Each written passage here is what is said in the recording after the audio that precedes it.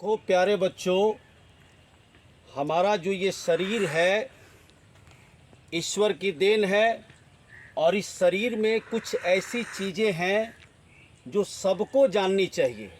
ख़ास तौर से आप प्यारे बच्चों को तो अवश्य जाननी चाहिए। क्यों जाननी चाहिए ना? हाँ, तो आइए कुछ आपके लेवल की बातें हम मानव शरीर से जुड़ी हुई, इनका अंक से बड़ा रिश्ता है, उसी अंक को ध्यान में रखते हुए आपका एक खूबसूरत आप ही लोगों के द्वारा जो चित्र बनाई गई है मेरे निर्देशन में, उसके माध्यम से हम बताने का प्रयास करते हैं कि हमारे शरीर में कौन कौन सी चीज़ें हैं जो लगभग सामान्य है और सभी जानते हैं। जैसे सबसे पहले है कि हमारे शरीर का रक्तचाप कितना होना चाहिए। एक स्वस्थ मनुष्य के शरीर का रक्तचाप कितना होना चाहिए। तुमने सुना भी होगा प्रेशर लो, प्रेशर हाई। तो यहाँ देखो बेटा, लिखा है 80/120। ये लिखा है सामान्य रक्तचाप, मतलब कि एक स्वस्थ मनुष्य का रक्तचाप कम से कम 80 होना चाहिए और अधिकतम कितना होना चाहिए? 120। इसी तरीके से हम आते हैं, आपको बताने का प्रयास करते हैं। जैसे ये आपका देखिए 110 और 140 लिखा है। मनुष्य को शुगर की बीमारी अक्सर होती है, जिसे मधुमेह कहते हैं। एक स्वस्थ मनुष्य के शरीर में मधुमेह यानी चीनी की मात्रा कितनी होनी चाहिए? तो न्यूनतम 110, जो कि चेक कराने पर फास्टिंग इसको बोलते हैं, और अधिकतम खाना खाने के 2 घंटे बाद 140 होना चाहिए। उसी तरीके से हम आपको बता दें, पूरे मानव शरीर में, एक वयस्क मानव शरीर में कुल कितनी हड्डियां होती हैं? तो उन हड्डियों की संख्या है 206।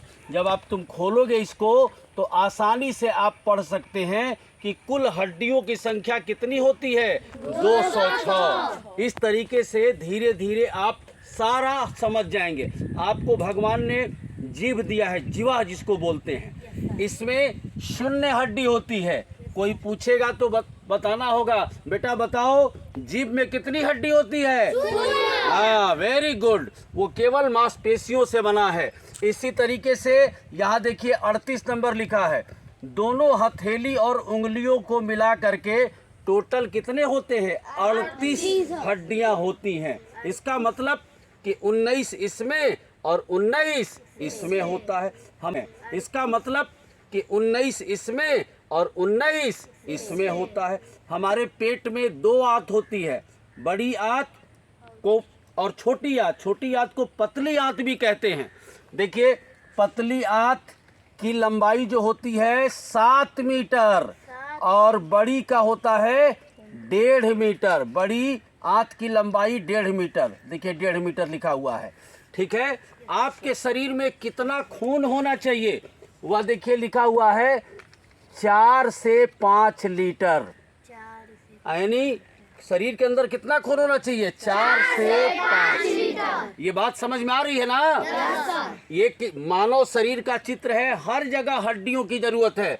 अब देखिए यहाँ जरा ध्यान दीजिएगा, 27, यानी हाथ में हड्डियों की कुल संख्या कितनी है? 27। हाथ में हड्डियों की कुल संख्या कितनी है? 27। इस तरीके से हमारे प्यारे बच्चों, बड़े रोचक तरीके से खेल खेल में शरीर से जुड़ी हुई कई बातें हम सीख सकते हैं। समझ में आ रही है बात?